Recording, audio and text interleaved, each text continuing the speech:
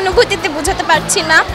চারিদিকে অনেকেই আসতেছে জিজ্ঞাসা করার জন্য, কিন্তু আমার কাছে মনে হচ্ছে যে জিনিসটা এত বড়, আমার কাছে অল্পটা হতে পারে অনেকের কাছে, কারণ এর চেয়ে বড় প্রাপ্তি আরও সামনে আছে। একটা মা অনেক কষ্ট সাফল্য একটা বাচ্চাকে নিয়ে, অনেক ভালো লাগতেছে। অনেক এই অনুভূতিটা না বোঝানো যাবে না আসলে, কারণ মানে আমরা এত কষ্ট করেছি, আমার বাবা মা এত কষ্ট করেছে আমার জন্য। আলহামদুলিল্লাহ অনেক ভালো লাগছে। বাচ্চারা যদি স্ট্রাগল করে তারপর যদি একটা রেজাল্ট আসে তাহলে সেটা বাবা মার কাছে অনেক আনন্দদায়ক। গোল্ডেন জিপিএ 5 পেয়েছে, শুধু জিপিএ 5 না, অনেক অনেক ভালো লাগছে আলহামদুলিল্লাহ। জিপিএ 5 সবকিছু মানুষ হওয়া, মানুষ করার জন্যই আমি প্রতিজ্ঞা করি।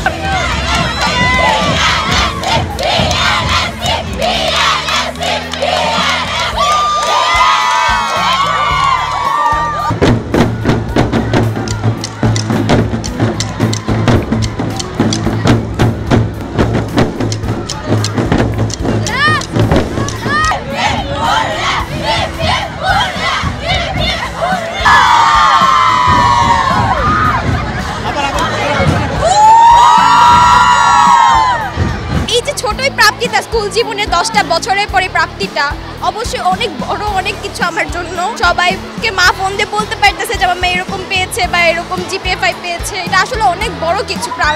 মানে পরিবাররা যদি না থাকতো বা টিচাররা যদি না থাকতো আমরা কিন্তু এত দূর পর্যন্ত আসতে পারতাম না।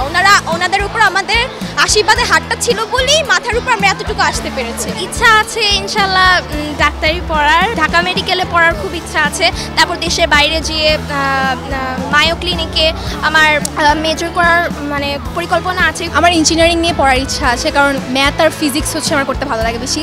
আমার মা বাবা সম্পূর্ণ আমার উপর ছেড়ে দিয়েছে, যেটা আমি পছন্দ করি সেটা হোক। অনেক বেশি খুশি, কারণ আমার একটা অনেক বড় গ্যাপ ছিল টেস্টের আগে, কিন্তু আমি ওইটা কভার করে আমি আলহামদুলিল্লাহ অনেক ভালো রেজাল্ট করতে পেরেছি। আমি অ্যাকচুয়ালি আমার হচ্ছে ডিফেন্স অনেক পছন্দ, তো আমি আর্মি লাইনে পড়াশোনা করতে চাই, মানে আমার অনেক আর্মি হওয়ার ইচ্ছা। আসলে বাবা মা তো সব কিছুই চায়, আর সব যে আশা পূরণ হয় সেটাও কিন্তু ঠিক না। অনেক বাচ্চা হয়তো বা রেজাল্ট খারাপ করছে, তাদেরও কিন্তু মনটা খারাপ। তা আমার মেয়ে আলহামদুলিল্লাহ গোল্ডেন জিপিএ 5 পেয়েছে, তো এই জন্য শিক্ষকদেরকে ধন্যবাদ জানাই। আমার মেয়েকে খুবই মানে যত্ন করে লালন পালন করেছি। আমি চেষ্টা চালিয়ে যাব যেন আমার মেয়ে আরও ভালো কিছু করতে পারে দেশের জন্য।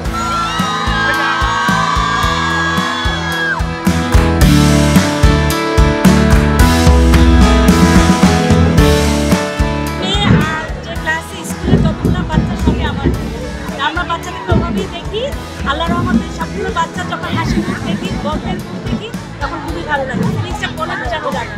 আর ফিলিংস আমার চেহারা দেখে নিশ্চয়ই বুঝতে পারছেন আমার ফিলিংসটা কত আনন্দে, যে সেই জিনিসটা তো বোঝাই যাচ্ছে। সন্তানকে আরও ভবিষ্যতে আরও ভালো মানুষ তৈরি করার চেষ্টা করবো, আর আল্লাহর কাছে সেই শক্তি চাইবো যেন সন্তান যেন মানুষ হতে মানুষ হয়। জিপিএ 5 সবকিছু মানুষ হওয়া, মানুষ করার জন্যই আমি প্রতিজ্ঞা করি। যারা যোগ্য না আমরা তাদেরকে সেন্ট আপ করতে চাই না, কিন্তু বিভিন্ন বাস্তবতায় বিভিন্ন প্রেশারে আমাদের তাদেরকে সেন্ট আপ করতে হয়। এই জিনিসটা যদি না থাকতো তাহলে আমাদের 100% পাস আসতো।